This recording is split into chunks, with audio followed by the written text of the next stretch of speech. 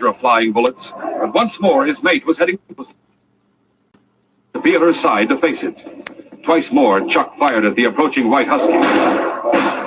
But still, Whitey went on, with King running behind her. Then another shot came from Chuck's gun, and Whitey fell to the snow. King! King! Sergeant Preston saw by now that Chuck's attention was centered on the dogs, and with gun ready, he started forward. As Whitey fell, King barked savagely. Even Preston's voice couldn't swerve the big dog from the one purpose in mind, to drag down the man who had hurt his mate. He'll shoot King! As Sergeant Preston ran toward the ridge, he saw Chuck stand up and aim at King, as the great dog lunged toward him. No, you don't! Take him out! No, if I didn't have to fight off those dogs, I'd have got you. Maybe, but I doubt it. I'll put these handcuffs on you so you can't pull any tricks. Look out for my shoulder. Your mistake was beating that white dog and leaving her to die on the trail a couple months ago. That white husky I used to have. Yes, their desire to get... All right, fellow, we'll go to Whitey. I'm sorry, kitten. Just a slight bullet crease. I think she'll be on. Look, fella, Whitey's starting to get up. Too bad that bullet didn't finish her off. You won't be so tough when you're sentenced to hang for murder. Come on, we'll head for town. My shoulder, it hurts. When we get to the next sled, I'll bandage it. Come on. Quiet, King. Here's your team up the trail a bit. Get on my sled and we'll go up there. All right. On King! On! A couple of minutes later, Preston pulled up beside Chuck's dog sled. Watching, watching, boy. I'll take a look at your sled.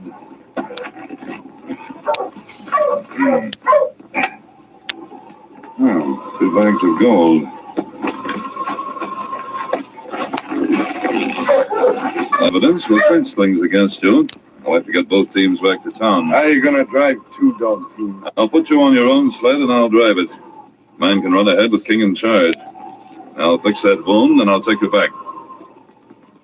Some time later, Sergeant Preston arrived at the constable's headquarters with the wounded crook Chuck. Preston was surprised to find Jed Handy waiting with the constable. Who are you? I'm Chuck, the crook. All right. Bang! Now you're the wounded crook. Chuck. Well, Sergeant, I see you caught him. Yes, he gave me quite a run for it. Well, Jed, I didn't expect you back so soon. Back sooner than I expected. Hello there, Whitey. The other crook really talked, Sergeant. Cleared up a point about Whitey, too. That right? Yeah. Seems this fella here, Chuck, was mighty mean to Whitey when he owned her. And she came to hate him. Tried to get at him every chance she got. She went for Chuck one day when she was in harness. That dog's a killer. Must be part wolf. Your treatment made her hate you. Maybe. Anyway, the day she went for me, while she was in harness, was too domestic bad for dog's her. more likely to kill you than I any beat her till wolf. she couldn't whimper any longer. Then I left her on the train. But you still didn't make her fear you. She hated you all the more, and because of that hatred, she was determined to track you down. Yes, the constable told me about how King saved Whitey from the wolf pack. About him tracking down those bank robbers. The way they fought those wolves was sure something to see, Jed. With King at his side, Whitey really put up a fight. I'm mighty glad Sergeant Preston got the man who beat Whitey. I hope you get everything that's coming to you. He will, Jed. By the way, he murdered some people and robbed the bank. With him. Well, the evidence given by the other crook, he Beat won't a have dog. a chance. Fuck, we're gonna hang I this wish the wolf motherfucker. could have got Bill, the squealer. If it hadn't have been for that white husky coming at me, that dog of yours, I'd have got you. You've done enough bugging. King's sure a great dog, Sergeant. King thinks Whitey is too, don't you, King? I'm sure grateful to you for taking care of her, Sergeant. It was a break having Whitey with us. You know, only twice in his life has King disobeyed me. And both times it was to help Whitey. Seems almost We've like heard him King disobey was like a half a dozen times this Could week. be, Jed. Maybe he's trying to say. And there's been dozens of this case is very violent King? attempts on dogs. As well.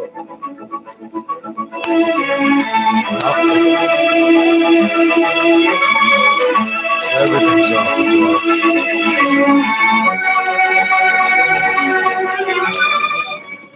In just a moment, Sergeant Preston will give you a real hard in the kitchen, whipping up that freaking to real hard. Bitch, I hustle real hard. Bitch, you hustle real smart. Bitch, you hustle once a week. Bitch, I'm flipping Rick. and right up front.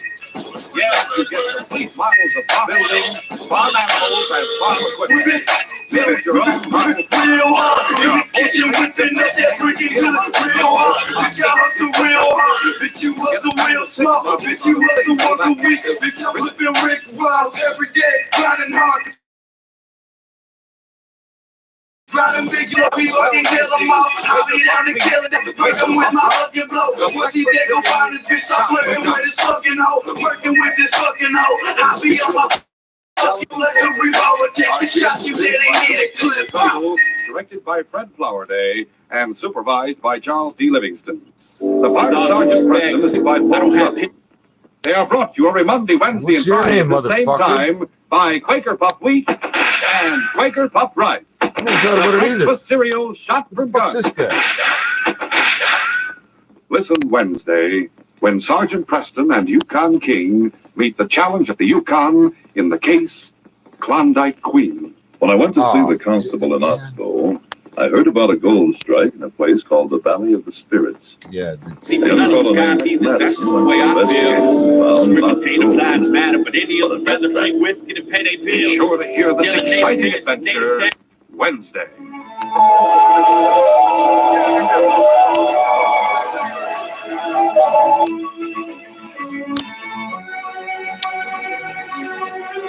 It's supposed to be based on the dog slip. For a delicious hot breakfast, eat Quaker Oats. The giant I'm wearing of the Quaker Oats in cereal. my steam-powered pickup truck, motherfucker.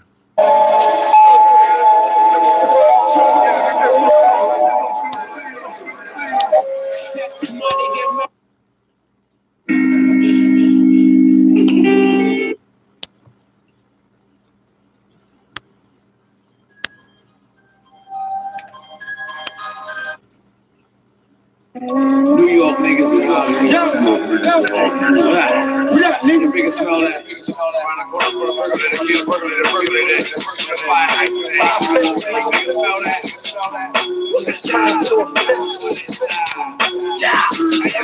When it comes to money, I'm there for these screws. My niggas rob niggas, then they bring me their jewels. I used to ask God for things, but I would never get it. Now I just steal it and ask God for forgiveness. You worry about the wrong man. I'm the shooter. Give a man an inch and he think he the ruler. There's no I in team, but there is a me. The American dream to believe it, you gotta be a slave. I know it's bad, but I'm high anyway. Eat healthy, stay fit, die anyway. Say to talk to God, you gotta pray, but I don't get it. Cause when God talk back to me, they say I'm schizophrenic. I don't talk shit, I pull up pistols. I'm like a ventriloquist, never see my lips move. I'm throwing money up, never catch a penny pinch.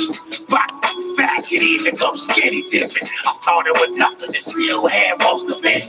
I'm pulling out hammers like jumping Jehoshaphat. I can't remember the last time I forgot something.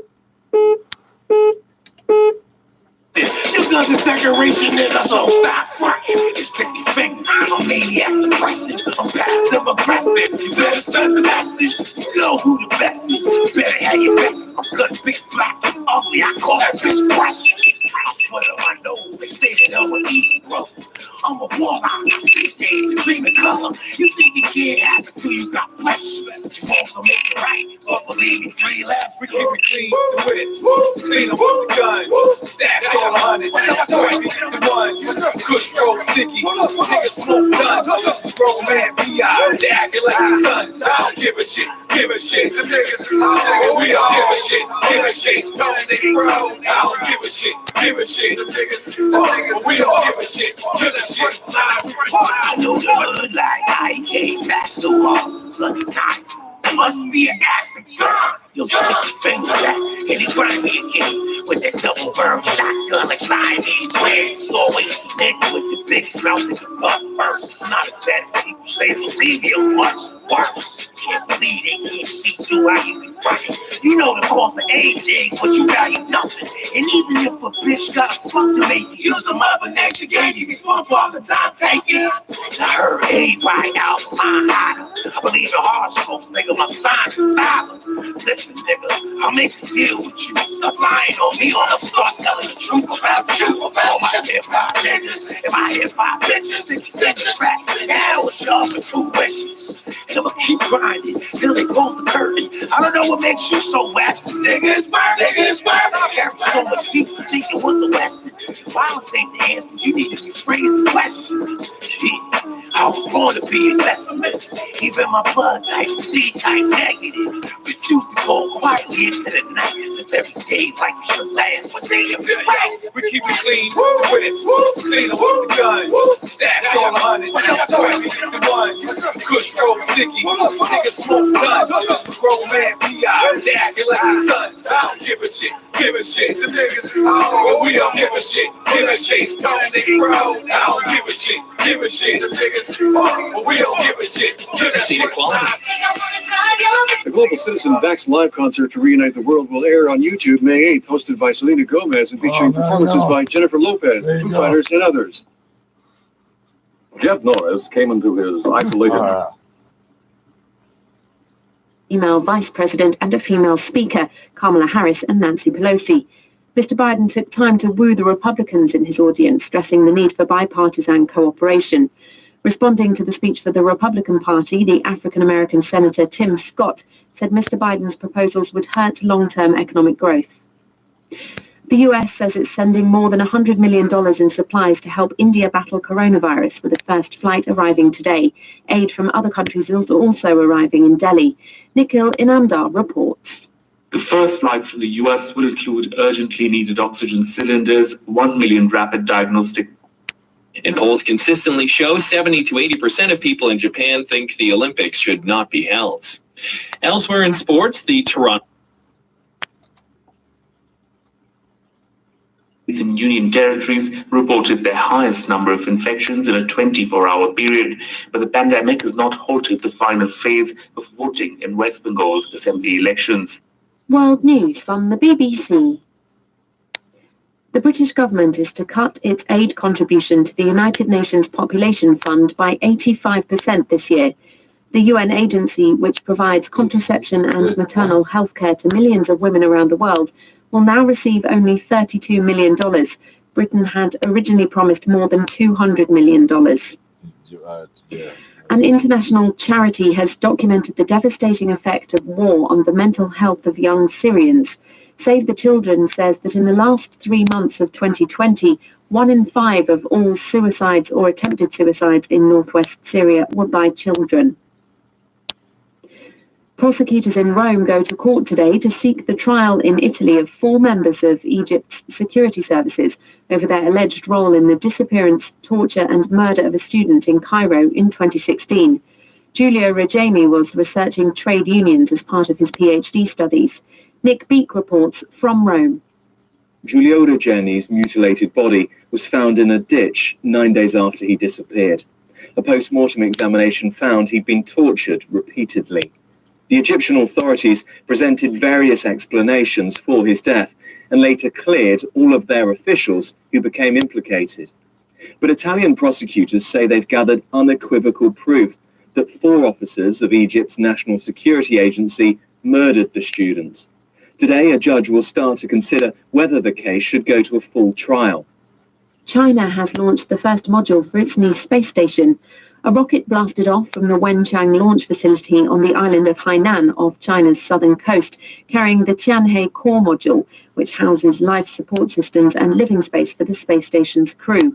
Under China's ambitious space program, 10 rocket launches will be needed to bring more modules and parts into orbit. So the reason I put the Chinese symbol for water on that, you're going to need to know that one day. Thanks for news. Welcome to write it in English. And James Cotnell. In a short while, how Joe Biden's address after his first 100 days as president was received. Phasing out coal is good for carbon reduction and climate change, ending climate change. But what happens to the unemployed miners? We'll speak to an environmental group in You shouldn't Europe. be employing miners until they're 18. That's what the UN Convention says. Shift, we're going to talk to Blaine Kyle of Technological World. Ryan O'Donnell, Brendan Kelly are both here. So let me ask, when you think of how old is, what happened to the electric buses? What happened to the electric buses? Did they break down? What do you think of, Ryan? Well, I'm a pretty big history geek, and from what I know, and I'm not an expert here. This is just an educated, maybe 6th grade educated guess.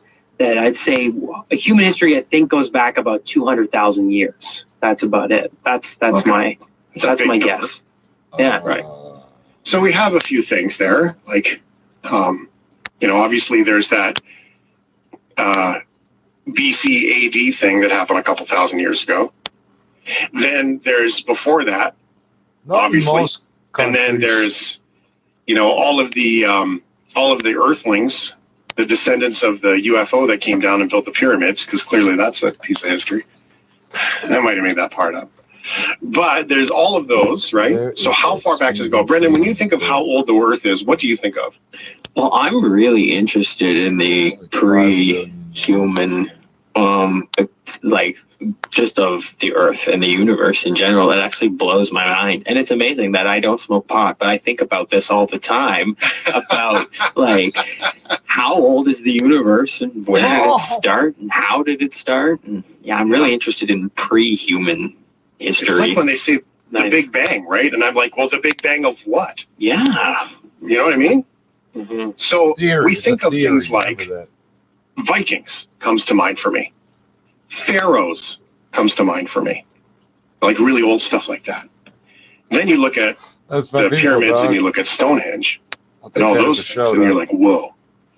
And then you think of pretty much dinosaurs. Like there's this gap between there was dinosaurs, then there was people-ish things. There were woolly mammoths at the same time. And so it's curious to me. And so we'll find out coming up later on the shift how far back some of this evidence shows of the peeps living in a cave. And apparently, I'll give you one little sneak peek. Caves are amazing for archaeologists because it protects the stuff. What happens is the wind will blow, and it'll blow in all kinds of things, and then it just stays there. It doesn't go anywhere. And of course, all of the beasts would hide in the cave for shelter from the elements. On stuff and knock it around. People would find a good cave and move into them. Well, maybe. I also think back to the drawings, cave drawings. That'd be another one. I also think back to Ice Age, the fantastic Hollywood blockbuster animated hit. Story of the woolly mammoth. Talked all the time. I kind of imagine that is what I'd be like. But hey, that's probably not accurate. So we'll find out from Michael Chazen coming up later on the shift. Thanks for being here. The number again, 877-399-9898. Stories from the day. Before we do that, here's a question for you. Who's your biggest hero? Who is your superhero? Is your superhero a person? Is it a cartoon? I don't care who your superhero is. The reason why I've had this conversation is because of our long-term care home conversation last night about all of the family members who care for the elderly in the home. And in terms of what he did outline and what he laid out for the nation, is it something that, as you said his Democrats cheered, Republicans less so, might not have been as keen to hear some of the plans, especially 15 members of this asset by having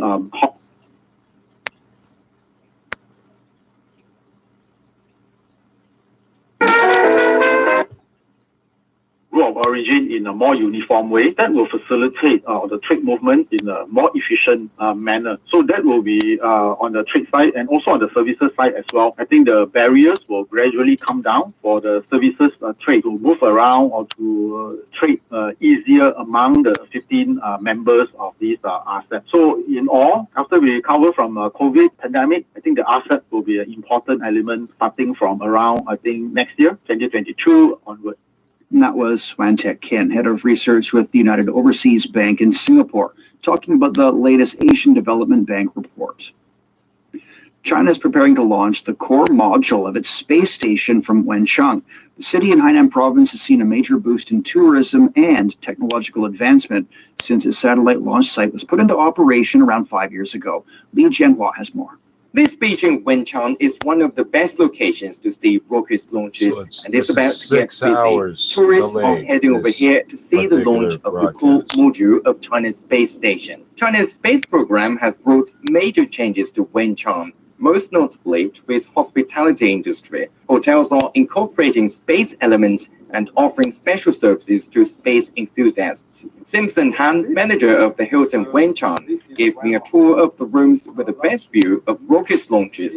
All rooms have now been booked due to the imminent launch. We have experts staying here. We have a lot of, rocket or space fans staying here, and also more and more getting the families or tourists coming here. So during that period, we also organize some activities such as some experts forum, such as some summer camp to host the customers to getting here a famous paradise for the space. Space exploration programs are also contributing to the construction of smart cities, with Wenchang as one of the first. The local government is planning to install location positioning devices on cars on the island, hoping to lower petrol prices in Hainan, which are higher compared to the rest of China. General Manager of Shiny Day Group, the one thing got to do with the other? explains how it works.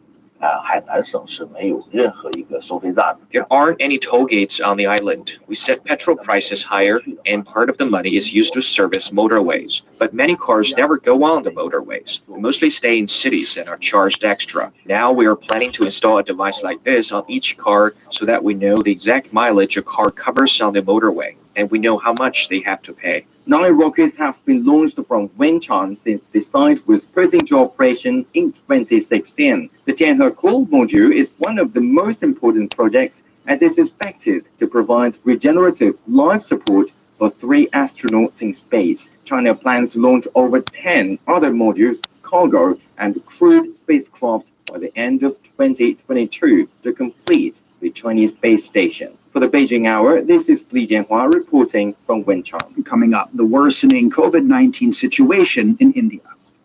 Do you like trees? Do you like forests? Do you like coral reefs? As a coral reef, there is a very gloomy statement to be issued. Our species, including the Great Barrier Reef, have had a really hard time over the past few years. After decades of debasement from local threats like overfishing and pollution, we have undergone a record-breaking global bleaching event. It means we are bleaching fast and won't be healthy enough to survive. 29% of the Great Barrier Reef died in 2016. Based on current trends, within the next 30 years, annual bleaching will kill most of us. According to human scientists, coral reefs are a fundamental part of a huge ecosystem, just like trees in a forest. If you don't address the warming of the planet, all of us will lose this ecosystem and millions of people will suffer. I'm convinced that it's not too late to switch sides. We deserve to live as much as you do, because we are all children of planet Earth. 15 minutes past the hour. Wasn't Captain India Planet has a person reported of over color? 200,000 deaths because of COVID-19. Over 3,200 deaths took place between Tuesday and Wednesday, which is the highest daily count so far this year. Data released by the Federal Health Ministry shows that more than 360,000 new cases have been registered since Tuesday morning, taking the total tally close to 18 million. This is the highest single-day spike in COVID-19 cases ever since the pandemic broke out in the country. The COVID-19 figures continue to peak in the country every day, but the federal government ruled out imposing a complete lockdown to contain the worsening situation. While some school examinations have been canceled, others have only been postponed. Delhi's been put under a second consecutive week-long lockdown, this one lasting till May 3rd. The country is also seeing a surge in the black market for oxygen tanks. Ravinder Bawa has more. Well, in Delhi, a number of new patients are being turned away because there are no hospital beds or hospital facilities to be offered to them. A lot of hospitals are seeing ambulances wait outside. People are being provided oxygen in those ambulances. Even people who have come on stretchers or are lying on the roads are being given oxygen by their own relatives who have managed to procure these oxygen cylinders at a very higher price than what it usually costs. So there is a lot of black marketing of all these products, whether they are oxygen concentrators, oxygen cylinders, or even medicines, even though the High Court has come down strongly on the Delhi government and other governments to stop this black marketing of all these medical requirements. But despite that, people on the ground are saying that they are paying double or triple the price for the same product that is required for treating their patients, whether they are oximeters, oxygen cylinders, or anything else. As far as the crematoriums are concerned, they are also still, running overtime. There is a lot of expansion which is going on in some crematoriums where there are spaces so that more funerals can be conducted at the same time. There are queues outside crematoriums. Situation is really bad, but the government is trying to ramp up facilities. There are new hospitals which have come in, a 500-bedded hospital which has come in Delhi, but that also got filled in 24 hours. So you can see the demand is much higher. This new variant is actually impacting people, especially it is impacting their lungs, and that is why the demand for oxygen during the second wave is much higher. It will take a few days before things will settle down, but for now, a lot of lives being lost because of shortage of oxygen. That was Ravinder Bawa reporting from New Delhi. The United Nations is helping supply India with medical equipment and other supplies as it battles against COVID-19. Spokesperson Farhan Haq says a UN team in India is supporting authorities, including local governments, in responding to the pandemic. He says the World Health Organization and the UN Children's Fund are procuring oxygen concentrators, COVID-19 testing machines, and protective kits. With around 2,600 field officers deployed in India, the WHO is also helping to set up mobile hospital units and providing laboratories. UK Health Secretary Matt Hancock says Britain does not have an excess of coronavirus vaccines to offer virus-struck India. Hancock made the remark on Wednesday as India crossed that grim milestone of 200,000 COVID-19 deaths as a surge of new infections overwhelms the country's healthcare system. We are supporting India with what we can. We don't have any excess doses of vaccine in the UK at the moment, but what we have done is by providing the Oxford AstraZeneca vaccine at cost and working with the Serum Institute of India, they are making and producing more doses of vaccine than any other single organization. India is one of the countries where the Oxford AstraZeneca vaccine is being produced through an investment deal with the British government. Hancock says the investment made by the government in helping create the vaccine was the biggest contribution the UK could make. He adds that Britain's supplying ventilators and oxygen machines that they no longer need to help India fight the current virus surge. World Immunization Week is now underway. It's an annual World Health Organization event. Chinese officials say the country has made progress in making vaccines against various infectious diseases more accessible across the country, but still needs more effort to improve immunization equality. Wenjia has more. In 2012, the World Health Organization designated the last week of April annually as World Immunization Week. The theme of the campaign this year is Vaccines Bring Us Closer. Chinese officials say the country has achieved a series of goals set in its national immunization drive by increasing the accessibility of vaccines. It successfully eradicated smallpox nationwide in the early 1960s and was certificated as polio-free by the WHO in 2000. Deputy Director Feng Zijian of the Chinese Center for Disease Control and Prevention introduces some other fruitful results. In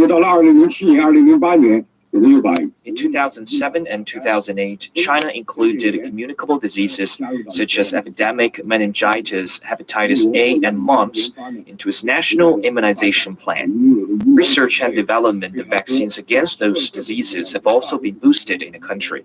Currently, a lot of vaccines against a wide variety of diseases are available in China, including most of the vaccines commonly used around the world. But Feng also adds that China's immunization campaign still faces various challenges and new tasks, such as including more new vaccines into the national immunization program. There's still a big gap between China and a lot of other countries in the world in terms of the number of new vaccines included in the national immunization project. We must also carry out important tasks such as providing children with more new varieties of vaccines and ensuring that people from all age groups can get equal access to vaccines. He says China will continue to strive for immunization targets, such as entirely eradicating measles, preventing the return of polio, as well as further reducing the infection rate of hepatitis B and eventually eliminating it. The country is now taking measures to better protect the elderly with relatively low immunity, who are vulnerable to infectious diseases. The National Health Commission advised in a 2019 document that the elderly should get vaccinated against pneumococcal and herpes zoster infections as early as possible. Chang Jianmin with Beijing Hospital says about 1/3 of people over 50 are susceptible. So all of them should get the shot, right? What happened to your herd immunity theory? How did that happen? Only 1/3 is susceptible. How did that happen? Is an important preventive measure. Data shows that the efficacy of vaccines against herpes zoster can reach 97.2% among people older than 50, while the number is 91.3% for those over 70. For the Beijing Hour, I'm Wen Jie. Coming up, the European Parliament's ratified a trade deal with the UK. The Beijing Hour. The Beijing Hour. The Beijing Hour brings you an hour of comprehensive news and information from both China and London. It's duplicatory. I need to invent some words today. Might be in this augmented world. Tim Higgins at the Wall Street Journal in San Francisco, home of Silicon Valley. Thanks very much for joining us. It is the real world when you got the augmented world. Yeah, Andrew Wood, thanks to you too.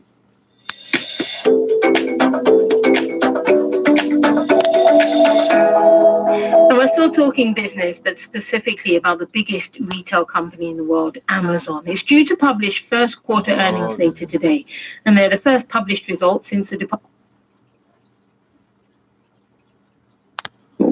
The EU is bidding a reluctant farewell, but is glad ground rules are now set for the post-Brexit future. European Council President Charles Michel warmly welcomed the result of the vote, saying it marks a major step forward in EU-UK relations. His words were echoed by European Commission President Ursula von der Leyen. It represents the unity, responsibility, and solidarity within the European Union to protect the interests of our citizens and our union. The marathon trade deal, ratified by EU lawmakers 660 to 5, marks the end of 4 years of high political drama. After the result, the European Parliament posted a video to Twitter describing some of the things the 1,000-page-plus document covers: how to exchange goods and services, environmental protections, workers' rights, policing, fishing, and transport. But not in the video is what happens if either side breaks its commitments. That's very important to the EU in particular, as it's already accusing the UK of violating some of its post-Brexit commitments on 2 occasions. This agreement, says the Commission President, has teeth to tackle any deviation.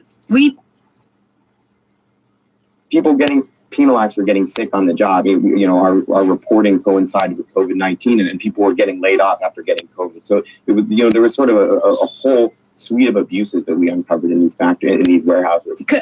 COVID has also had an impact in that we know the sales of Amazon went up during the pandemic because of the way they can supply. One aspect with that the workload going up, how did that impact on the workers? Because we understand that they are not usually given regular toilet breaks, for instance.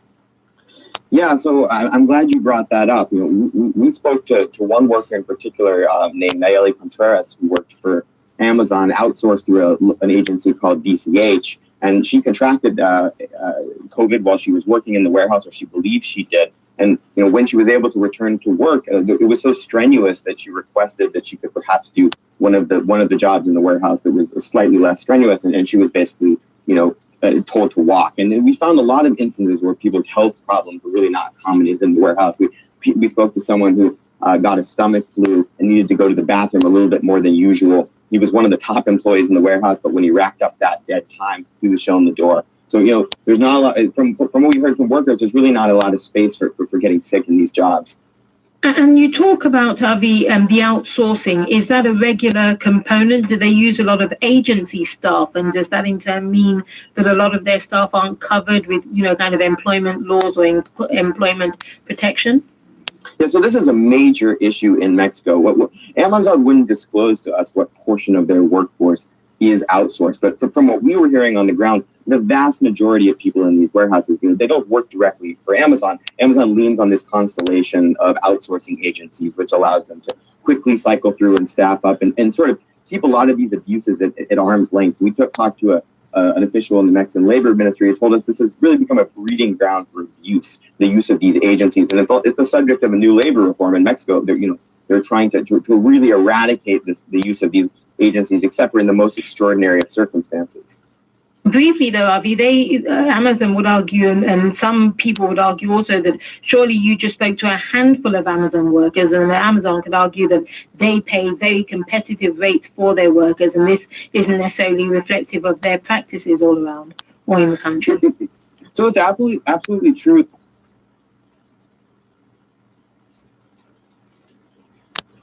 But that Brown's family must be shown footage from multiple cameras within 10 days.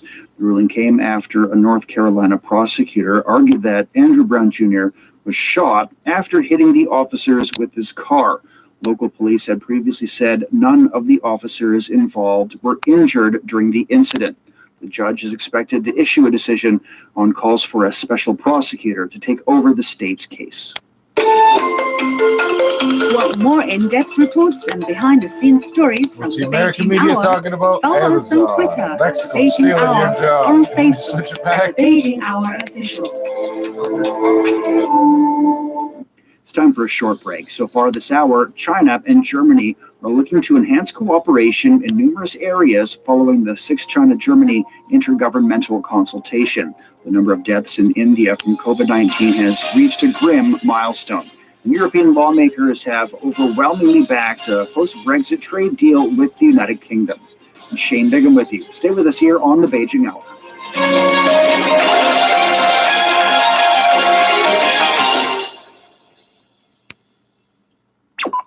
The Beijing Hour. Hello, I'm Peter Dinklage from X-Men Days of Future Past. You are listening to the Beijing Hour. Hi, I'm Kathy Freeman, and you're listening to the Beijing Hour. Hi everyone, I'm Lang Lang. Welcome to the Beijing Hour. The Beijing Hour, your window to China and the world. Examining the events that impact and shape China and the rest of the world. This is the Beijing Hour, 1 hour of news and information brought to you every weekday. Now here's your host, Shane Bigham, with you on this Thursday morning. Still to come, in business, China's adjusting tariffs on steel products. In sports, a comeback win in the Champions League semifinals. In culture and entertainment, the world's longest-running jazz festival will be visiting China for the first time. There are several ways to contact us. You can talk to us on Twitter at The Beijing Hour or visit the Beijing Hour page on Facebook for more news, videos, and analysis. Now today's headlines. Chinese Premier Li Keqiang says China stands ready to work with Germany to promote the bilateral relationship to a higher level. He made the remarks in Beijing when co-chairing the 6th China-Germany intergovernmental consultation with German Chancellor Angela Merkel via video link. He's called on China and Germany to enhance cooperation, promote fair and equitable distribution of COVID-19 vaccines, and reject vaccine nationalism. He says China stands ready to work with the EU to jointly promote the signing and entry into force of the China-EU Investment Agreement. Merkel says Germany advocates opening up and cooperation and opposes protectionism. The two sides also signed bilateral cooperation documents involving climate response, health, food safety, and more. A third batch of China-donated COVID-19 vaccines has been handed over in Laos. The Sinopharm COVID-19 vaccine was handed over by Chinese Ambassador Jiang Zhaidong in the Laos Health Ministry on Tuesday.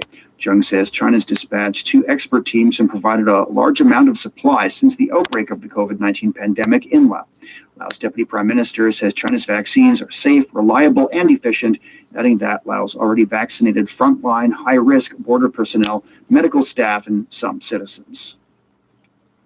China has urged Japan to provide full disclosure of information before dumping nuclear wastewater into the sea Chinese Environment Ministry spokesperson Liu Yobin says Japan's disposal of nuclear wastewater affects safety regionally and globally. In spite of strong opposition and doubts from the domestic and international community, the Japanese government unilaterally made the decision to discharge contaminated water into the sea without exhausting all means of safe disposal and without fully consulting with stakeholders in neighboring countries and the international community.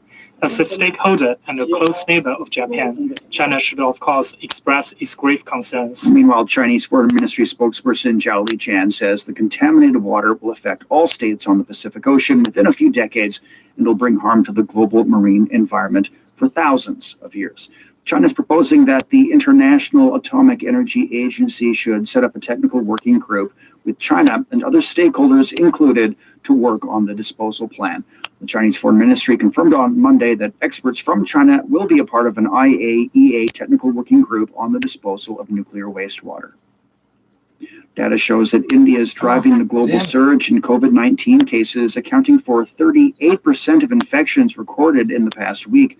The World Health Organization says India recorded more than 2 million new COVID-19 cases in the 7-day period that ended on April 25th.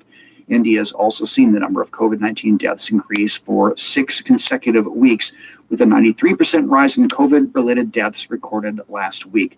The surge in India is believed to be fueled by a new variant dubbed as the double mutant, which is said to be increasingly prevalent among India's new cases. The WHO says the new variant contains mutations from 2 separate virus variants and has a higher growth rate than others that are circulating in the country. The UN Health Agency says 17 countries are now suspected of harboring the new variant, including Singapore, the United Kingdom, and the United States. Online registration for COVID-19 vaccination for all Indians aged 18 and above began yesterday. This will be the 3rd phase of vaccination against the pandemic in the country. The vaccination process for the 3rd phase is slated to begin on May 1st. The Indian government has so far provided nearly 160 million vaccine doses free of cost. The government says more than 10 million COVID doses are still available to be administered, and that more than 5.7 million vaccine doses will be received within the next 3 days. U.S. President Joe Biden is preparing to make his first joint address to Congress on the eve of his 100th day in office. He's expected to use the speech to promote his $2.3 trillion infrastructure proposal and the American Families Plan. White House Press Secretary Jen Psaki says the Families Plan, which addresses child care and education, will be a major policy focus in Biden's speech. The country's coronavirus response, immigration, gun safety, and police reform are also expected to be featured in the address. Only 200 people are scheduled to attend the event in the Capitol instead of the usual 1,600 due to concerns over security and health. This is Shane Bigham live from the Chinese capital. Coming up in business, China's adjusting tariffs on numerous steel products. Security and health. You're listening to the Beijing Hour. 60 minutes of comprehensive news. Your window on China and the world. It's 36 past the hour now. Turning to business, starting with a look at the markets. And U.S. markets finished lower Wednesday after the Federal Reserve kept its ultra-low interest rates in place. The Dow Jones Industrial Average fell around 0.5%. The S&P 500 closed almost flat. The NASDAQ Composite Index lost 0.3%. 5 of the 11 primary S&P 500 sectors fell on Wednesday, with technology down around 1%, leading the laggards. Energy jumped 3.3%, the best performing group. U.S.-listed Chinese companies traded mostly higher, with 8 of the top 10 stocks by weight on the S&P U.S.-listed China 50 Index, ending the day on an upbeat note. The U.S. Federal Reserve on Wednesday kept its benchmark interest rates unchanged at the record low level of near zero, as economic recovery gathers momentum on COVID-19 vaccination progress and strong fiscal support. France's CAC 40 gained 0.5%. London's FTSE 100 was up by around 0.2%. Chinese markets closed higher on Wednesday, with the benchmark Shanghai Composite Index gaining 0.4%. Market analyst Timothy Pope has more. After a choppy morning, the Chinese onshore markets really settled into gains this afternoon, with the Shanghai Composite Index making a push higher really only in the last couple of hours of trade today. It closed 0.4% up. The Chinex, though, was way out in front, closing more than 2% higher. Earnings very much in focus today. We had a mix of full year and first quarter results starting to filter in. Electric vehicle battery maker CATL reported a 22% increase in full year net profit for 2020. CATL is, of course, the world's biggest NEV battery maker and a major beneficiary of China's official push for more new energy cars on the roads. Its stock was up more than 7.5% at one point, but closed 5.3% higher. Liquor maker Guizhou Multi stocks were suffering a bit of an earnings hangover today. The company reported slower earnings growth for the first quarter of 2021. Net income was 6.6% compared with 16.7% in Q1 of 2020. The company has been avoiding factors on its core products for the last couple of years, even as distributors have put retail prices. Multi-stock fell right out of the gate this morning and closed about 2.5% lower. That was market analyst Timothy Poe. In Hong Kong, the Hang Seng Index was up around 0.5%. Elsewhere, in Singapore, the Straits Times Index closed up around 0.2%. In Japan, the Nikkei was up around 2%. China will adjust tariffs on some steel products next month to lower import costs as part of efforts to upgrade and transform the industry. A circular issued by the Customs Tariff Commission of the State Council says a provisional zero import tax will be applied on some ferrous commodities. Beginning next month, import tariffs will be waived for products such as pig iron, crude steel, and recycled steel. Export tariffs on some of these products will be adjusted, ranging between 15% and 25%. Now, according to the circular, the adjustments are aimed at reducing import costs, expanding steel imports, and supporting domestic producers in cutting crude steel output. They are also to guide the industry to cut energy consumption and push industrial upgrading and high-quality development in the sector. More on this, we're joined by financial analyst Cao San. Good morning, first of all. And what do you make of China's moves to adjust tariffs on these steel products? Well, the motive behind the move is that a lot of manufacturers are facing increasing cost pressures. There's a lot of cost-push inflation. And in order to digest that and avoid raising final product prices, they have to reduce their import prices to protect the profit margin. How significant could these adjustments be on the companies in the manufacturing sector? Well, it's badly needed because we've seen the booming commodity prices for several months now. And for some of those commodities, the price have doubled, tripled, or even quadrupled. So it's very urgent for the survival of these manufacturers that their producer import prices be contained. And how much do you think this move will affect trade with other countries? Well, the rest of the countries should welcome this move because this would have the impact of reducing the trade surplus by importing more and reducing the exports. So the trade can be more balanced, which should be welcomed by the rest of the world. Thank you very much for joining us this morning. That's financial analyst Cao San talking about China's decision to adjust tariffs on some steel products. It's 41 past the hour. Data shows that China's logistics industry expanded steadily in the first quarter of this year, with its growth surpassing the 2019 level. Data from the China Federation of Logistics and Purchasing indicates the value of social logistics goods grew 24%. It reached 75 trillion yuan, or nearly $12 trillion US dollars, averaging an annual growth rate of 7.2% in the past couple of years. The logistics value for industrial products is up 24.5% from the same period last year, contributing to nearly 90% of the total growth. In Q1, the total value of logistics goods by organizations and residents grew nearly 26%, averaging annual growth of almost 13% in the past couple of years. Meantime, online shopping also showed good momentum, with an average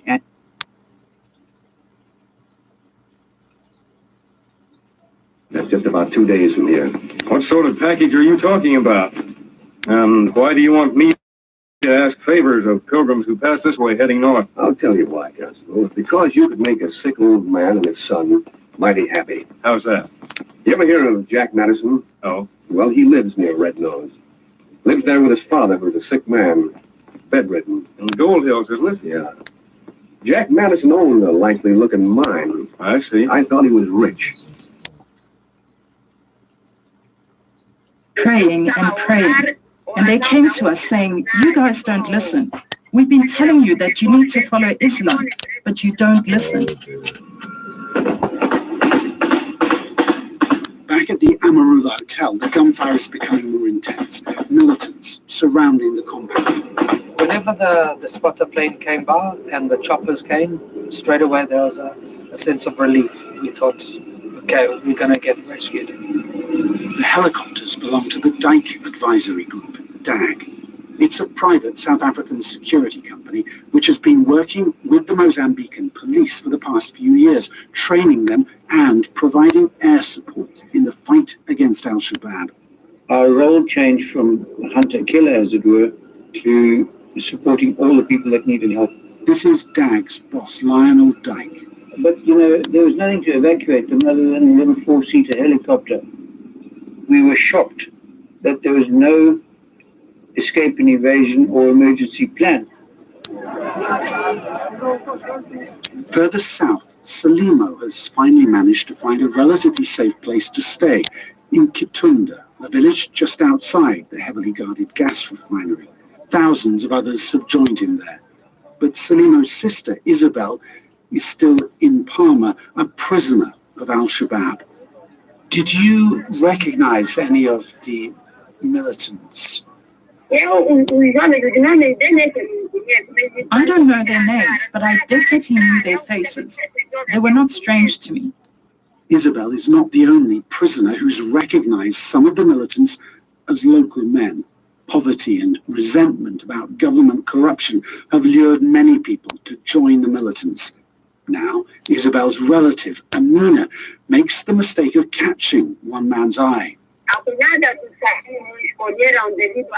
that man noticed that she had identified him, he took them so that she couldn't come back and report on him. At the Amarula Hotel, there's a growing sense of panic, a belief that those trapped there will not live through another night under siege. So we thought that we've got the vehicles there. If the choppers aren't going to be able to evacuate us, then we need to try and make a run for it before nightfall. 17 cars in all, a huge convoy. So who's going in the armored car? My dad was in the car and my brother was driving. But he had said to us at that stage that he thinks this is a bad idea. I said to him, let's just go. It's going to be the driver of your life, right?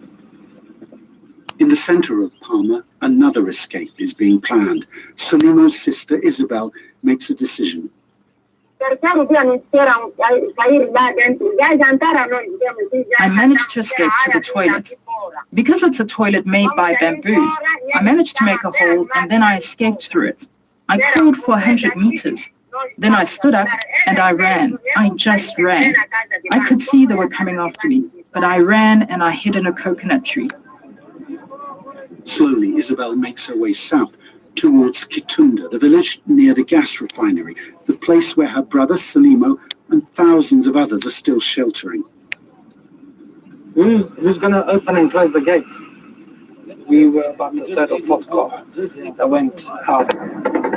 I was sitting directly behind my brother, and when he got hit, he just was shouting, I'm hit, I can't drive, somebody else needs to take over. And I was just shouting to him, I love you. Eventually the car came to a stop, and I jumped out the back seat and I tried to save my brother some more, but he was already gone. Recalling the last days with his brother, Wesley Nellen, in that report by Andrew Harding, and you can hear more on his story on this week's assignment here on the BBC World Service. This is Newsday from the BBC. Our top headlines. President Biden has told a joint session of Congress that America was on the move as he outlined massive spending packages to create green jobs and ensure all children had access to a good education.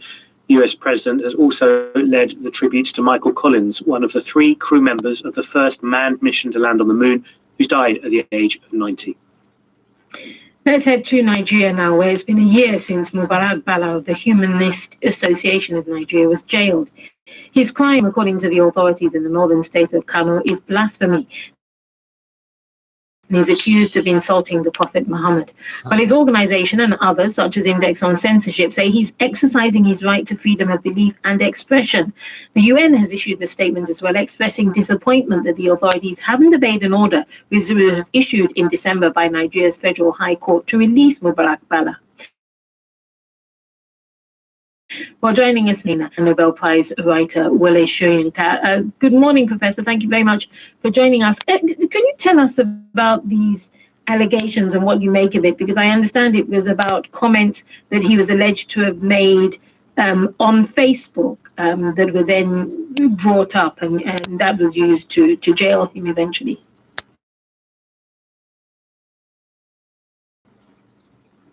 Well, like I said, it's so many different directions of horror going on in this country that the case of Bala has been very much subsumed under all these competing atrocities. And the idea of wanting to kill a man under any kind of law, the authority of any religion, of course, is just repugnant to the very concept of human freedom and the right to thought and expression. And the particular crime for which this man is convicted is one which is so trite that sometimes one thinks that that people in control are just a bunch of homicidal maniacs who are using religion as an excuse to indulge normal propensities under any kind of faith. And somehow, and it's very distressing, that Nigerians are not generally aware of this crime which has been committed in their name against a young man. Well, indeed, his lawyers say that this, in fact, goes against even the Constitution of Nigeria, which issues people the freedom of religion under a particular section, and they said it has no place in constitutional democracy. And the fact that the government of Kano are refusing to release him, even though a federal court has said he should be released, even awarded damages. What do you make of that? Well, this is exactly what I'm saying, that there are people who just do not obey any law for their own internal instincts. In this case, as I said, just to kill, for killing's sake. How can anyone say they belong to a unit of people, an entity, bound under one constitution, and yet act so impudently with such impunity against the provisions of the Constitution, especially when the individual involved has gone to court and he has been vindicated? In other words, we're dealing with a mentality which is no different from the mentality of these marauding killers, the cattlemen who just come in and butcher villagers, set their homes on fire. I frankly do not see any difference. These people are outlaws, even though they look dignified and they sit in their judgment. Do you think any heed or any notice will be taken of the UN that has now waded in, saying that this court order should be abided by? Do you think the authorities will agree? Yeah, absolutely. I think the UN and all international organizations should take sanctions, should issue sanctions against the government. I'm talking about the central government. If the central government fails to act, if Buhari allows this charade, a very dangerous charade to go on much longer, I think he and his government should be put under UN sanctions. An example has got to be made, otherwise this continues. Professor Soyinka, thank you very much for joining us this morning. Professor Wole Soyinka, Nigerian Nobel laureate and human rights activist. And it has to be said that the wife of Mubarak Bala has also expressed concern about her husband's condition. Let's get some sports news now. James Gregg's here. They'll always have Paris, Manchester City. When you can say that, I know the note, he said ex-wife's husband, but I think he meant ex-wife's dad. So when your ex-father-in-law is your vote, that's pretty wicked. Scott says from Calgary on text message, I don't have a hero. Well, that's cool. Maybe you don't right now. But here's the thing, Scott. Here's the cool part about heroes. It is possible that you are somebody's hero, and you just don't know it. That would be wicked. Rick is in Abbotsford. Hi, Rick. Hey, Shane. Who's your hero? My daughter is my hero. Tell me why. What's your daughter's name, first of all? Alana. Why is Alana anyway, cool? Alana, she was always dad's girl, camping, fishing, all that stuff. Tried the wild thing when she was 14, got pregnant, baby at 15. Wow. Graduated with honors and got scholarships to college. And she worked with special needs kids in school. And now she works with kids at risk. She's got 2 boys that are just absolutely fabulous kids. One's a Red Shield tradesman, the other one's going to be a millwright pretty soon. And I love being able to say that I am her dad every day. Thank you, Rick. Thank you. Rick in Abbotsford right there. Who is your hero? Now, there are so many text messages here, and we're out of time, and I see that we've got Derek on hold. Derek, I'm going to read your text message. Thank you for calling. Derek wanted us to know that his hero are the makers of the vaccines and those who choose to take it. I would say the people who sit there and work in those clinics, those are people who inspire us for sure. Lloyd in London, Chuck Yeager is my hero. His life story is amazing and inspirational. The list goes on and on. It's funny when we start to think of the gratitude of the people around us, we start to think of all these long lists of heroes of people in our lives.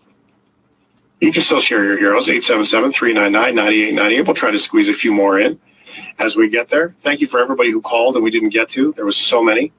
Thank you for all the text messages that I wasn't able to read. Again, so many. Coming up next on the shift, technological world, Blaine Kylo, and more. I'm Shane Hewitt.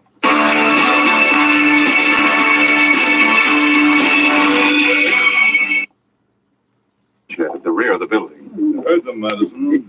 Easy enough to see through their plan. Yes, it's Honorable Buzzards. They didn't wait long to pounce on Jack's property. You said I should hear what they had to say and be agreeable. That's right. We can come out from under that blanket now, Jack. Good. Lazy job being a corpse, but I don't like it. You'll have to resume the role of corpse when Peavy and Carslake return as witnesses, Jack. Meantime, we'll get a bill of sale ready. Those poor cats. They knew they couldn't buy it from me, so they planned to have me killed, figuring they'd deal with Dad. I wonder why they want that worked out, man. That's what I want to know, Dad. And that's what we're going to find out. It was about an hour later when Big Jim saw Peavy and Carslake returning with men who would act as witnesses to the exchange of property. Jack resumed his position beneath the robe on the bunk, and Sergeant Preston returned to the woodshed. When 4 men entered the cabin, Big Jim was apparently alone with the body of his son. He showed the bill of sale he had prepared. When the signatures of the witnesses had been fixed to the bill of sale, Peavy and Carslake left Big Jim and went with the witnesses to celebrate what they considered a smart deal. The following morning found the plotters at the Klondike Queen. They went to work removing the worthless dirt they'd used to conceal their precious discovery. They shoveled furiously without pausing to rest. Sweat rolled down their faces. In the light of several lanterns, their eyes burned with eagerness to reach the mother lode. Finally, Carslake threw down his spade. We've got it, Peavy. There's the load. Gold. Gold, Carslake, and it's ours. All ours. A fortune if it's worth a cent. Well, Madison will be fit to be tied when he hears of this. We'll just tell him that the deal I counted on fell through. So we decided to come back and looked at the tunnel over and found this load. Yeah, that's it. Maybe we'll give him a little more cash, just to show him how generous we are. Did you say generous? What the Sergeant Preston? What are you doing here? I wondered why you were so eager to buy the Klondike Queen. You knew there was gold here. You couldn't deal with Jack, but you were sure you could deal with his father. Pretty smart, aren't you, Mom? You planned to murder Jack Madison. Try and prove that. You sent him to the Indians' burial ground. We didn't send him there. He went on his own hook. You knew he'd go there. Come in here, Constable. Constable? Yes. I'm right here. You here? This the man who left the pouch of gold with you? He's the one, all right. You went with Jack Madison to hunt gold in the valley. That's right. All right, Sergeant Preston. Suppose you're right. What are you going to do about it? We've bought and paid for this tunnel. We've got a bill of sale here to show it. Perhaps that bill of sale won't mean much when the truth is learned. Who's going to tell the truth? I am. Guess again. Peavy, put that gun Down your life. Take the money for weapons, Carslake, and then the constable. We're taking no chances on losing this deal. Don't try it, Carslake. Go on, do as I tell you. We're going to herd these two in one of the old tunnels and leave them there. We'll seal them in with blasting powder. You can't get away with murder. You'll see what I can get away with. King was watching the scene from 20 yards away in the tunnel. The mighty dog was tense and trembling with eagerness to attack the man who held a gun on his beloved master, the man who laughed so tauntingly. But King was restrained by Jack's firm grip on his harness. Gun away, Preston. Just what'll you do, huh? Peavy, I hoped you'd threaten me with the constable as a witness. Now we have a charge that'll put you two in jail. Hey, King! King was waiting for that. He raced past the constable and Sergeant Preston, leaping beneath the gun and striking the plotter with overwhelming force. No! Let me up. Look at that dog. Get me. All right, King, I have him covered. I had a hard time holding him. Jack Madison, you! You bet it's me. King and I were back watching. Get up, Peavy. Get out of my tunnel. It's our tunnel. We bought it. You bought it from my dad. It wasn't his to sell. I'm alive, so that deal is void. Now get out. You can't get away with this, Jack. You can't get away with it, I tell you. We'll fight this through the courts. You'll have a fight in court, all right, Peavy. But you'll be fighting for your freedom. And you can't win. You can't win because Constable Emery and Jack Madison both witnessed the way you pulled a gun on me. And if you ask me, Peavy, we can make that charge stick. Ah, that dog. If that dog hadn't come here, we'd have gotten all three of you. If King hadn't been on hand, Peavy, we'd have used a different method. You couldn't win. Yes, King? The case is closed.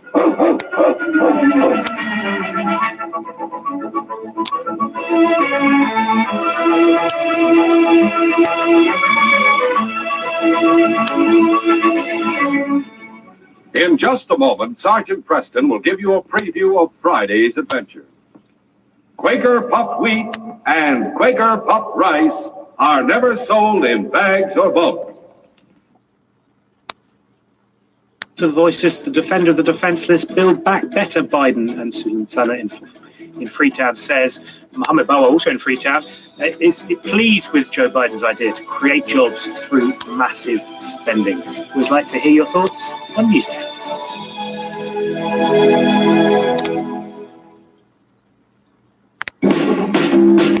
You're listening to News 24.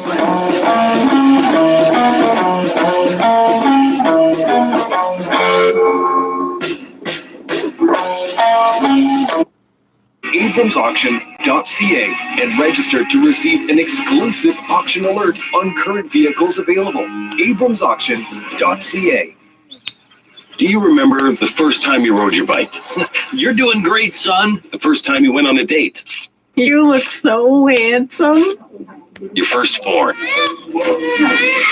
Your first job. Welcome to the firm, son. Your first drink. Your last drink. If you drink, please don't drive. A message from Global News Radio 640 Toronto. Insightful, engaging, and intelligent. This is CFNJ Global News Radio 640 Toronto, a Chorus Entertainment company. This is Global News. I'm Toby Kerr.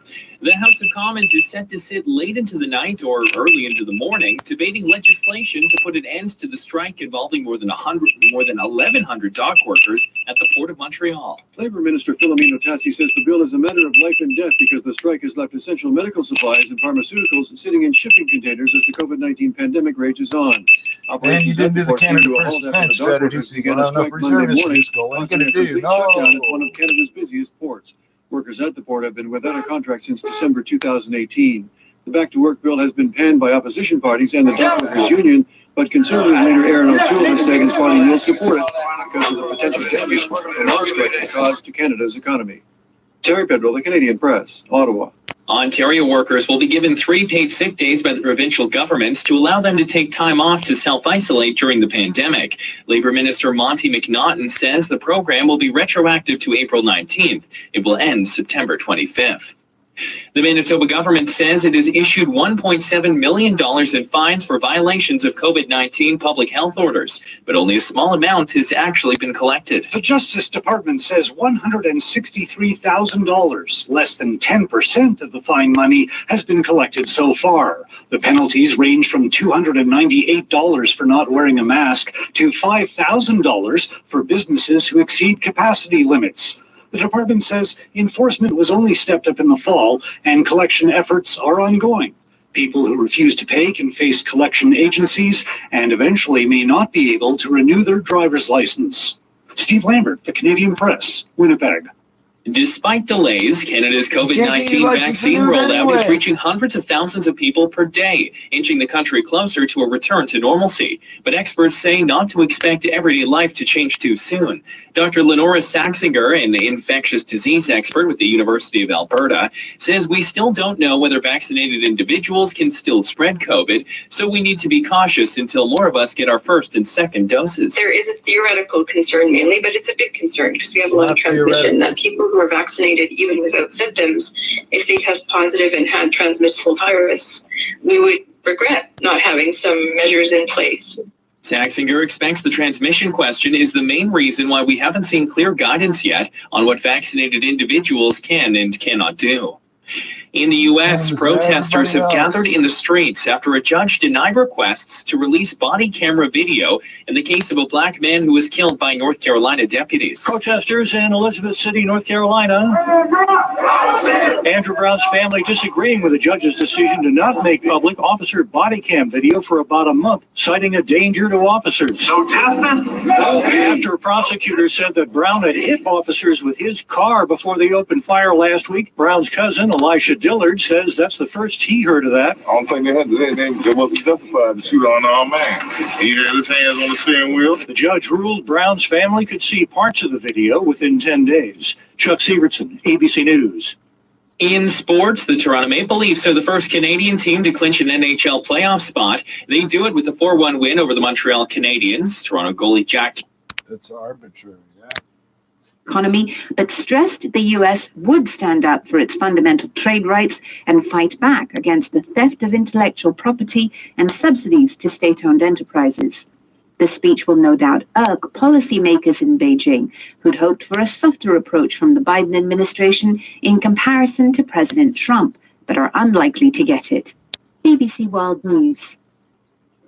The United States says it's sending more than $100 million in supplies to help India battle coronavirus, with the first flight arriving today. 2 flights from Russia have already arrived. India reported a further 3,645 deaths on Thursday. The British government is to cut its aid contribution to the United Nations Population Fund by 85% this year.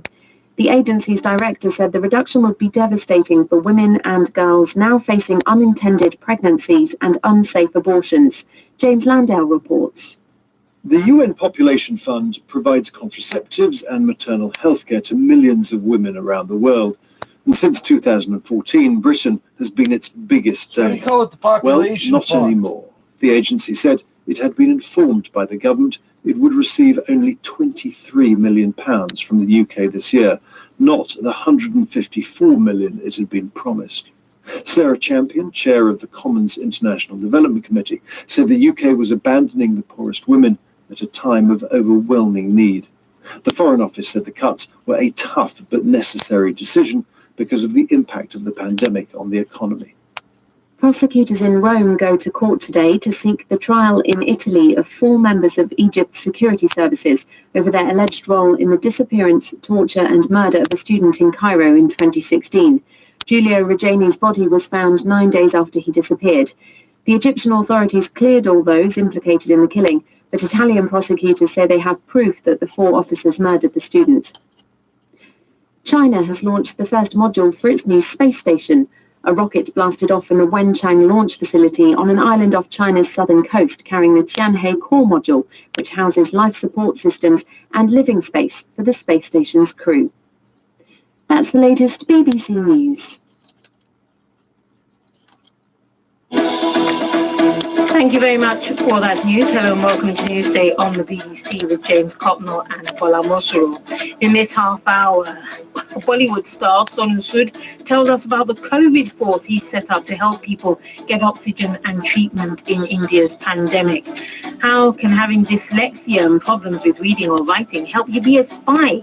We've more on that later, plus we sport and business news among our other stories. And do remember, if you want to contact us and share your views on any of our subjects, you can do so by texting us on +44 7786 20 50 85. US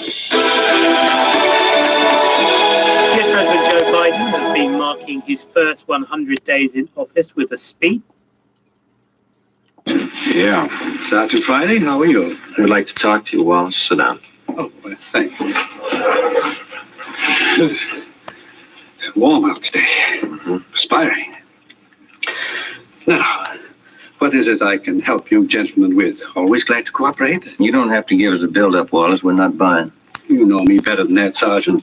No point in making this visit an unpleasant one. Cordiality, that's a secret. My mother always used to tell me that. She used to say... Look, mister, you're not here to get the keys to the city hall. You're here for investigation. I'm here out of courtesy, Captain. My lawyer informed me I didn't have to come.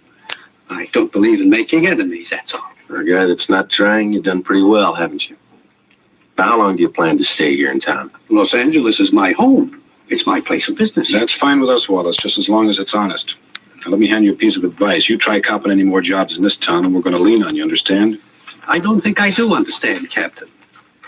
The incident with the used car dealers, I hope that isn't what upset you. You guessed it, and it better be the last caper you try around here for a long time. I had every right to take action against those car dealers. False arrests. They humiliated me. They damaged my reputation.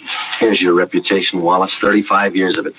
10 jail terms, larceny, bunco, forgery. Have you ever heard of rehabilitation, Sergeant? Oh, yeah. I did my time. I don't owe them a day. I got an honest job. I've been off the grift for years now. Don't take a hint, Wallace. Stay off. You'll do better.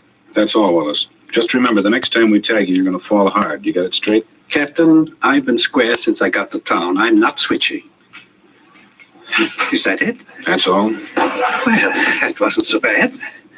Would you gentlemen care to have some lunch with me at the club? Just a snack? No, thanks. Sure I can't persuade. And about consumers having the power in these relationships. And I don't think that anybody would deny that Facebook and other organizations have kind of behind the scenes, without us really realizing the impact that they were having, have not given us that kind of power. They've taken that away from us. And the Apple's question is very simple. If people don't want to be tracked, you should not track them. And at the core, that's all that app tracking transparency does. If you want to be tracked and you want to have targeted ads that make being on the internet and being on these apps a better experience for you, you can choose to do that. You can choose to have the same life that you've got now. All Apple is doing is saying, ask for permission. The fact that Facebook doesn't want to ask for permission tells me something. That could be the biggest indicator of all that about what's going on there. And in all fairness on Facebook, I mean, they do give you the options to control your privacy, but you have to dig through so many levels on the website, let alone try to navigate it on the app, that it's not easy. They don't give you control over your privacy. They give you control over your information. But they do not give you a way to say, please do not track me when I go from one site to another. This is what Facebook is actually doing, right? If you're on Facebook, if you want to track me on Facebook, that's fine, because I'm on Facebook. I'm on your platform. But Facebook is actually tracking you after you leave Facebook and you go to Amazon, or you go to the diaper store, or you go to whatever else it is that you're doing online and on your phone with those apps. Facebook is tracking you in all of those places as well. That's what I don't think people recognize. So everyone just sit with what Blaine Kyler just said there for 1 second. You know that website you went to after you were on the Facebook website? Facebook knows you went there. And they're sharing that information with people with companies that pay them money. So is Apple going to benefit from this? Of course Apple's going to benefit from this, because Apple is also in the selling ads business. And if you're in the Apple ecosystem, it's going to make it easier for Apple to sell ads to you in their ecosystem. But that doesn't change. But Apple also has to follow the same rules that they've got for everybody else. They can't track you either, because they're not letting anybody else track. So it's a level playing field from that perspective. It'll be interesting to see what comes of it. Blaine Kylo at SoloCore, if you want to check it out, follow him on the Twitter. That's a good way to keep in touch with all of the things. Okay, Samsung or more Apple? Which way do you want to go? Let's take a break and do Samsung, and we'll come back to Apple products. Okay. Samsung had a press briefing today, and they've got these fancy new Galaxy laptops, the Galaxy Book Pro and the Galaxy Book Pro 360. They each come in 13 and 15-inch configurations, and wow, are these things thin and light. All four of the models are under 12 millimeters. That's like almost phone width. The Pro 13-inch is under 2 pounds. And the heaviest of them, the Pro 360 15-inch model, is only 3 pounds. So these are really laptops that you want to carry around with you. They've got wicked screens on them, so the AMOLED or the Super AMOLED screens. So these are things that you're going to want to watch movies on. And the Galaxy Book Pro 360 is one of these things where you can fold it completely in half and turn it into a tablet. And its screen is a touch screen that works with the new S Pen from Samsung. And so you can use it to draw on or to take notes on and to watch movies on. Pretty fancy, lightweight systems from Samsung. And so thin, when you think of the HDMI cord, that cord you plug in your cable box to your TV, it literally has barely enough room for that. Barely. That's remarkable. Yeah. Okay, products. The new Apple TV 4K has got a new feature in it, a color balance feature. And what that means is you can turn your TV on and use your iPhone to balance out the color settings for your TV. And more importantly, Apple says, Apple TV then will configure the signal that it sends to your TV based on what your TV does, so that you're getting the best experience from that TV. So there's a couple of levels of tweaking going on of the color settings to make sure that you're getting the best picture possible. Also, a new Siri remote with a circular click pad that supports touch control. People have been complaining about the last remote, so hopefully the new Siri remote for the new Apple TV 4K is going to be better. I use Find My all the time because I use it to find my children, which is actually a pretty great way to use it to find your kids. It doesn't give you I wish it gave you the speed they were moving at, because for driving, that would be amazing for me. But that's really the only thing that's kind of missing from that. What else is new there? Well, Find My is a service that, the way this works for Apple is it leverages all the Apple devices in the world. And so it's this massive mesh network that's created from all the devices that are out there. So you can, it's built into all of your mobile devices, your iPhones, your iPads. Apple has opened up the Find My service to other manufacturers. So Belkin has got true wireless earbuds, the Soundform Freedoms. They now are going to be findable with the Find My app because they are leveraging that service from Apple. This is also what is making the AirTags, the new product that was announced by Apple last week, so cool, because the AirTags, this little stainless steel puck, uses Find My, and you can attach an AirTag with these different accessories to pretty much anything, a briefcase, a backpack, your keychain. You can attach AirTags to anything, and then you can use the Find My to find the keys that you've lost, or the phone that somebody's taken away, or the backpack that your kid left on the bus and you don't know where that is. Anywhere in the world, you can find the things that you have lost or misplaced with air tags. They cost $39 each. You can get a 4-pack for $129. Pretty good Mother's Day gift. Look at that. Especially if you have a forgetful mother, or if you lost her. That come in handy. If you lost your mother, yes. Yeah. So it's there's no reason to not call your mother now, right? Because you're like, not only do you know where I am, but you have my phone number, son. Phone me. So like if my thing that I was lost happened to be in your house, that means that your phone would let me know where it is. Your phone would let you know that it was at my house. You could use my phone to sign into your account to find the thing that was lost at my house. Very cool. So it's tied to your Apple account. One of the things that people are concerned about is what's going to happen to companies like Tile, which actually created this business years ago. Back in 2017, I was writing about Tile. And Tile are exactly these same things. Tile uses Bluetooth and its own app to be able to track things that have tiles tagged to them. And I think that Tile is going to be just fine, actually, because they've got a range of different products that work with all kinds of devices, not just iOS devices. They've got a real cool thin one that you can actually slip into passports and wallets and things like that, so that if you lose your wallet, you can find it. And I think what Apple would like to see is, well, why doesn't Tile just take advantage of the Find My service for its Apple-related products? And then you get the best of both worlds. They can almost double dip. Yeah, it's interesting. All right. Can't get a PlayStation, but can get some amazing games. Yeah, I get calls every couple of days from people saying, do you know how I can get a PlayStation? Do you know how I can get a PS5 or an Xbox One X? And the truth is the semiconductor shortage is worldwide and it persists. So you're just going to have to stay on that refresh button on your computer and keep checking the stock as it comes up. But if you have a PS4, you can play Horizon Zero Dawn for free. Now, this is one of the best games ever made.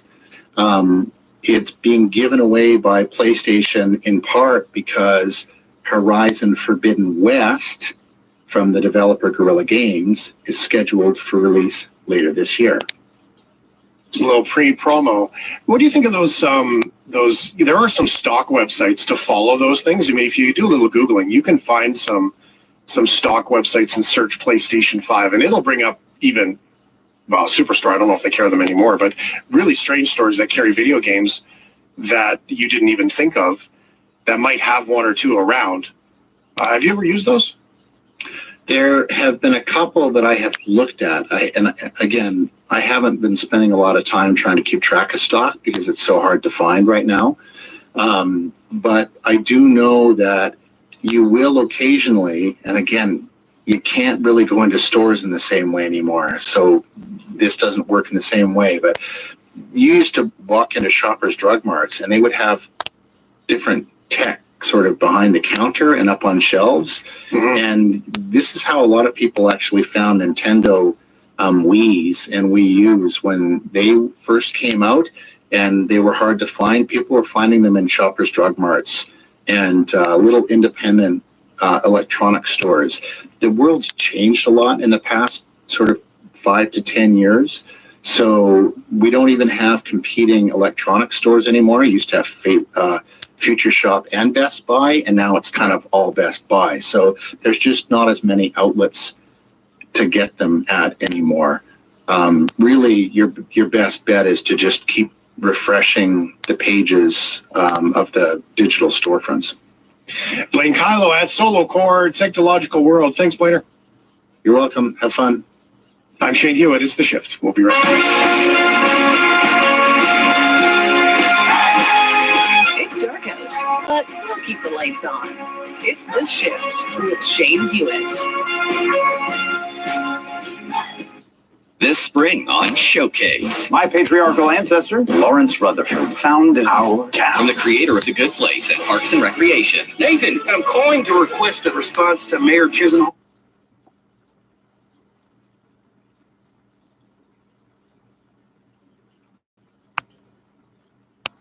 returned to the office.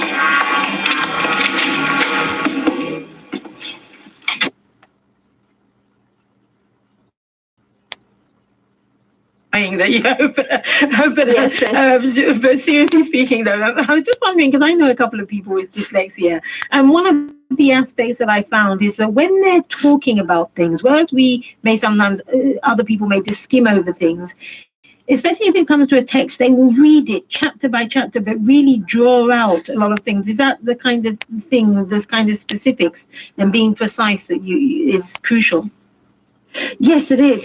It's higher level reasoning skills, really, and using intuition and pattern recognition and insight into really drawing out the nub and the absolute crux of something. So it is very much a different way of processing information, which is hugely valuable. And that's what we're hoping the series, The D-Spot, is going to do, to give a real insight into the amazing way that dyslexics think and the huge value it will have and has in the future. And it's not just spies you're talking about, I take it, though, Kate? No, absolutely. No, we have a whole range of people. We've interviewed Ruth May, who's the Chief Nursing Officer, and Bishop Sarah Mullally, who's the Bishop of London, both dyslexic, who've used their people skills and their emotional intelligence to lead their organisations actually through the global pandemic. That's a really fascinating podcast. So yes, across all industries and all sectors. Very great talking to you, Kate Griggs, founder and CEO of Made by Dyslexia. Thanks for joining us. Tuesday on the BBC World Service, with the Russian opposition politician Alexei Navalny in jail, a court in Moscow will today begin proceedings that are expected to end in a ban on all of his organizations. The prosecutor wants Navalny's anti-corruption foundation and his political offices around the country closed down as extremists, claiming they're plotting revolution. It would mean anyone linked to Navalny in the future could face criminal prosecution. So, this week, activists from Russia's best organized and most prominent opposition movement have been forced to shut up shop. Our correspondent, Sarah Rainsford, has been to St. Petersburg to speak to some of them. Totally closed down. Irina Fatyanova shows me what was the center of opposition politics in St. Petersburg. But the front door of Alexei Navalny's headquarters is shuttered. The signs with his name have all gone. And through one dusty window, I can see a couple of chairs and a coat rack. Irina used to run this place, but this week she was forced to suspend all operations until a court decides whether Alexei Navalny's political network should be classed as extremist and banned. Irina is very nervous, keen to stress to me that she's cut all formal ties with Navalny because the punishment for extremism can be up to 10 years in prison. Of course, the risks are high, because we just don't know how this law will be applied, how hard they want to crack down. Destroying our movement, for me, it's a tragedy, but they can still come after whoever they want. They'll decide what is extremist activity and what isn't. And that's frightening, of course. 4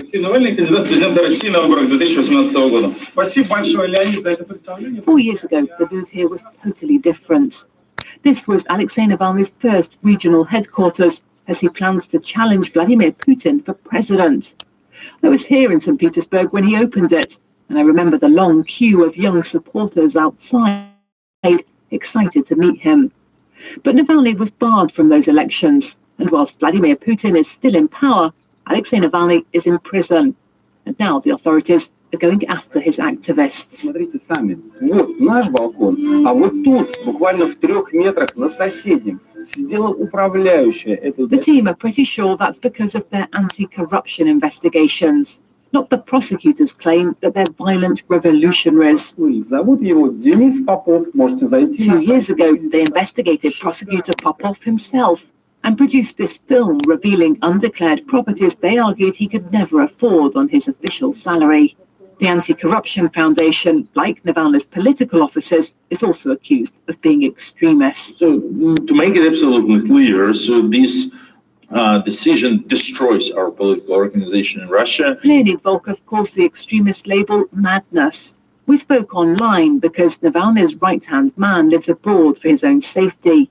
He's now figuring out how others can operate inside Russia in this new high-risk reality. I'm still very sure that our grand political strategy is correct to reach out through the internet to the younger voters who won't change, and whatever Putin does to silence the opposition, fundamental reasons for his popularity to fade will not be gone.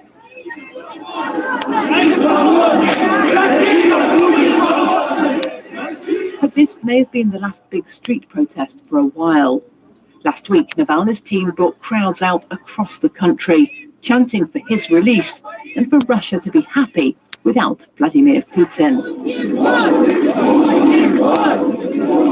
The moment Alexander was carried off by 4 riot policemen was captured on camera.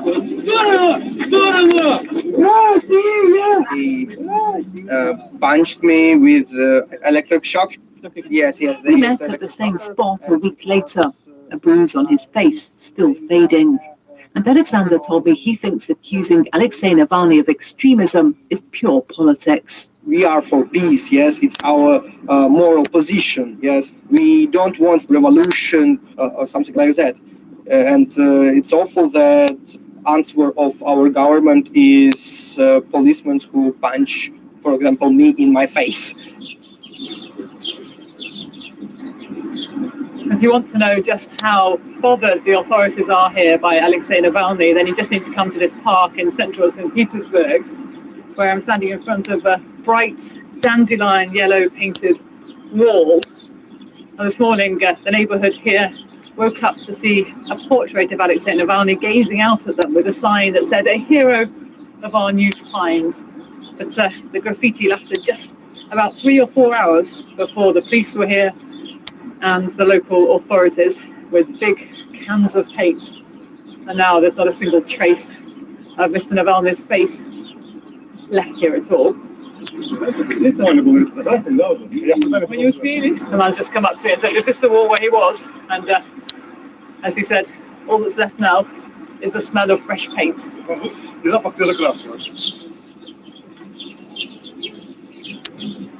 Sarah Rainsford reporting from St. Petersburg there. And if you'd like to see more about Joe Biden's speech after his first 100 days, on our Twitter feed at BBC World, we've highlighted 5 key moments from the speech. And David Buke responded with this tweet. He says it's an eye-watering in its ambitions. David says the $4 trillion is like confetti money. And he's added, good luck, POTUS will need it. Yeah, $4 trillion is quite a bit of money. Do go and have a look on social media just to see elements from the speech. Distribution of the BBC World Service in the U.S. is made possible by American Public Media with support from Raymond James, tailored wealth management, banking, and capital market solutions for clients' unique needs. Learn more at raymondjames.com. And Indeed, with tools like skill tests designed to help quality candidates show hiring managers what they can do. Learn more at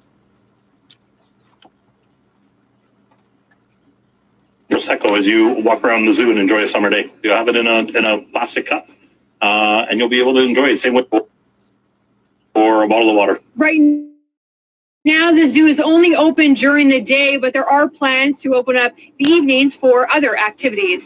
Lisa McGregor, Global News. Oh, Prosecco at the zoo. That sounds fancy. I don't know if you're going to get the best Prosecco Yeah. at the zoo. No. But that sounds like a good marketing tactic. It is.